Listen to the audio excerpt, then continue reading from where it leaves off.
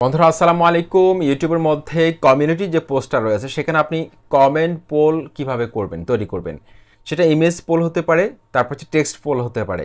সেটা আপনি কিভাবে তৈরি করবেন আজকের ভিডিওতে কিন্তু আমি আপনাদেরকে সেটা দেখাবো।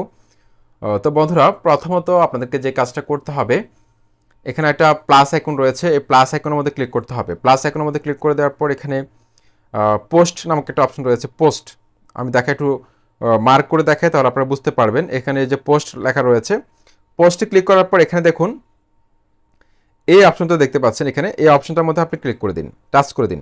টাচ করে দেওয়ার পর এখানে দেখুন এই যে অ্যাড পোল অপশন, এখানে দেখতে পাচ্ছেন দুটো অপশন রয়েছে, একটা হচ্ছে ইমেজ পোল আর একটা হচ্ছে টেক্সট পোল। আপনি ছবির মাধ্যমে যদি আপনি কারো কাছে ভোট জানতে চান পোল তৈরি করে, সেটা কিন্তু আপনি এখানে ইমেজে ক্লিক করবেন। আপনি টেক্সটের মাধ্যমে জানতে চান, টেক্সটে ক্লিক করবেন।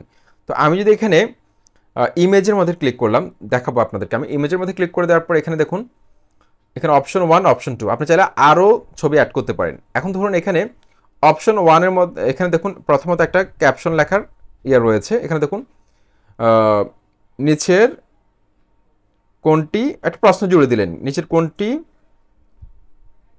আপনি সাপোর্ট করবেন, ঠিক আছে, সাপোর্ট করেন।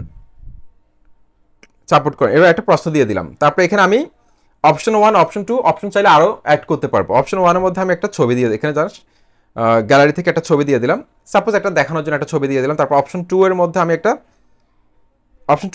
ছবি দিয়ে দিলাম, দুটো ছবি অ্যাড করে দিলাম। দেখুন অ্যাড অপশন, এখানে দুটো ছবি অ্যাড করে দিলাম। তারপর এখান থেকে আপনি জাস্ট এই যে পোস্টে ক্লিক করে দিলে কিন্তু এটা পোস্ট হয়ে যাবে, পোল তৈরি করা হয়ে গেল। তারপর অডিয়েন্সরা কিন্তু এখানে ভোট দিবে। তারপর আপনি দেখতে পারবেন তারা কোনটার মধ্যে সবচেয়ে বেশি ভোট দিয়েছে, পার্সেন্টেজ কিন্তু এখানে লেখা থাকবে। আপনি বুঝতে পারবেন কোনটা আপনার ভালো হয়েছে, ঠিক আছে। এবং আপনি চাইলে এটাকে শিডিউল করতে পারবেন, কতক্ষণের জন্য আপনি এখানে রাখতে চান। এখানে দেখুন ক্লিক করার পর আপনি এখানে শিডিউল ডেট করতে পারবেন। এখানে ক্লিক করার পর আপনি এখানে 24 ঘন্টার পর এটা অটোমেটিক এক্সপায়ার্ড হয়ে যাবে, সেটাও আপনি পারবেন। এটা গেলো ইমেজ পোল।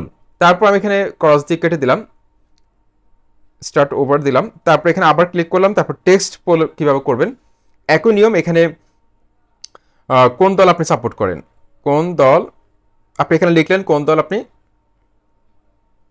সাপোর্ট করেন, ঠিক আছে, নিচে ভোট দিন, এরকম লিখলেন।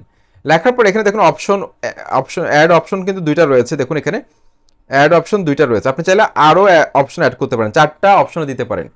যেমন ধরুন আমি এখানে যদি লিখি আর্জেন্টিনা দিলাম অপশন 1-এর মধ্যে, তারপর এখানে অপশন 2-এর মধ্যে দিলাম ব্রাজিল। আপনি চাইলে যে কোনো ধরনের আপনি এখান থেকে আপনি চাইলে আপনার রেজাল্ট নিতে পারেন অডিয়েন্সদের কাছ থেকে। আপনার চ্যানেলে কোনটা ভালো চলছে, আপনার চ্যানেলে কোনটা ইমপ্রুভ করা দরকার, এভাবে পোল তৈরি করার মাধ্যমে কিন্তু আপনি খুব সহজে কিন্তু আপনার অডিয়েন্সদের ফিডব্যাক নিতে পারবেন, ঠিক আছে।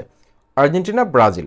তারপরে এখান থেকে আমি যদি এখান থেকে পোস্টে ক্লিক করি, এটা কিন্তু পোস্ট হয়ে যাবে। দেখুন আমি পোস্টে ক্লিক করে দিলাম, পোস্টে ক্লিক করলাম।